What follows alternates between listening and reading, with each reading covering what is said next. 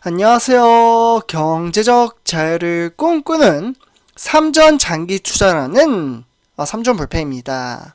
삼전 불패 가족 여러분, 오늘 날씨 상당히 좀 우중충하죠. 뭐 전국구로 좀 차이는 있겠지만 제가 있는 지역에는 비가 쏟아지며 더운 날씨도 좀 꺾이는 그러한 하루였습니다.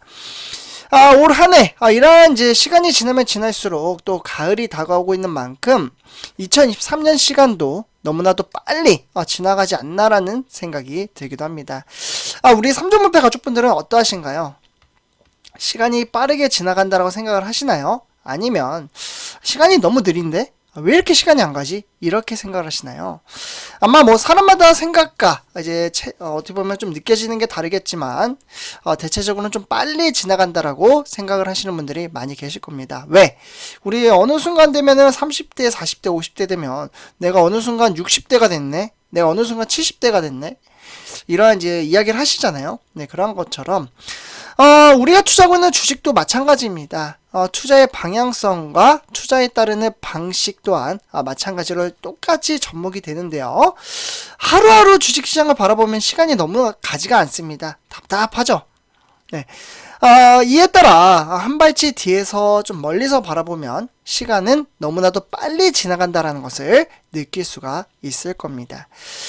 이처럼 장기 투자란 결국 시간을 들이며 자기 자신과의 싸움, 즉 인내심을 가지고 묵묵히 하나씩 만들어가는 것이 정말 너무나도 중요하다고 말씀을 드릴 수가 있겠고, 그렇기에 결국 전체적인 시장을 살펴보며 주식시장의 흐름세, 특히나 우리가 투자하고 있는 삼성전자라는 회사만 답답하게 흘러가는 것인지, 아니면 외부적인 이슈로 인해 전체적인 주식시장의 흐름세가 어렵게 흘러가는 것인지, 그러한 포인트를 살펴본다면 이 장기 투자는 정말 어려울 게 하나도 없다라는 말씀을 드릴 수가 있겠습니다. 그러면 내재적인 가치에 따라 우리 시장 정말 간단합니다. 오늘 그 어떠한 날보다 상당히 간단한데, 일단 오늘 증시는 상승을 하긴 했습니다. 네. 그러나 이 답답한 장세였다고 볼 수가 있겠고, 증시를 보시면 상승 하락장이 지속적으로 반복이 되고 있는 가운데 이러한 증시는 대체적으로 외부적인 이슈로 인해서 주가가 좀 상승 하락장이 지속적으로 반복이 된다라고 보시면 좋을 것 같습니다. 그래서 오늘 증시가 어려웠던 이유는 바로 외인들의 수급이 빠져나갔다고 볼 수가 있겠고, 금일 외인들은 1666억 원어치를 팔아치웠고, 이에 따라 일반 개미 투자자와 기관들이 매수해 주었다라고 보시면 좋을 것 같습니다. 결국 이에 따라 코스피 상승의 원인은 상당히 간단합니다. 총 두 가지로 나눠서 말씀을 드릴 수가 있겠고, 일단 1번부터 보시면 국내 증시는 이 FOMC 바로 회의를 앞두고 바로 그동안 증시를 어렵게 했던 이유이기도 합니다. 우리 삼전불패 가족분들 아시죠? 바로 금리 인상이죠. 이 금리 인상에 따르는 물가 불안 요인이 작용을 하고 있기 때문에 2024년 금리 전망을 상향시킬 수 있다라는 그런 운영에 따라, 네.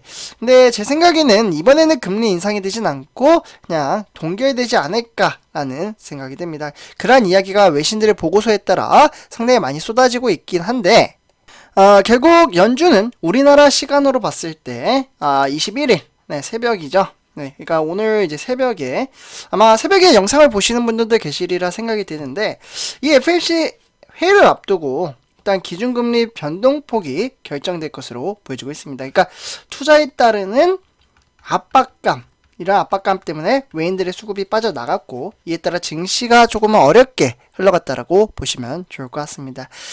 그래서 만약에 금리 인상이 된다면 증시는 조금 더 이제 한 며칠 동안은 또 조정장이 올 가능성이 높다라는 부분 참고하시면 좋을 것 같고요. 이러한 이제 금리 인상 여파에 따라 세계 글로벌 시장 자체가 어려웠습니다. 다우산업, 나스닥 종합, S&P 500, 미국의 3대 지수뿐만 아니라 두 번째 줄에 보시면 아시아 장세인 일본, 중국, 그리고 홍콩, 이렇게 아시아 장세까지도 영향력을 가져다 주었다라고 볼 수가 있겠죠. 다음은 우리나라 주요 증시 현황 시가총액 1위부터 10위를 간단하게 살펴보도록 하겠는데요. 일단 LG에너지솔루션을 비롯한 포스코홀딩스, 그리고 현대차, 그리고 삼성 SDI까지 상승을 했다고 볼 수가 있겠고, 그 외에 뭐 삼성전자라든지 SK하이닉스 그리고 삼성바이오로직스 이에 더불어 삼성전자 우선주도 증시는 좀 하락폭이 컸다라고 볼 수가 있겠고 LG화학과 네이버도 증시는 좀 하락장으로 이어졌습니다. 네, 그래서 한 주간의 주식시장을 보시면 비록 증시는 하락을 했다고 해서 조금 아쉬운 부분은 7만 전자 좀 깨졌다라는 부분이긴 하지만 증시는 등하락의 편차에 따라 보합장세로 이어지고 있다. 폭락장은 아니다.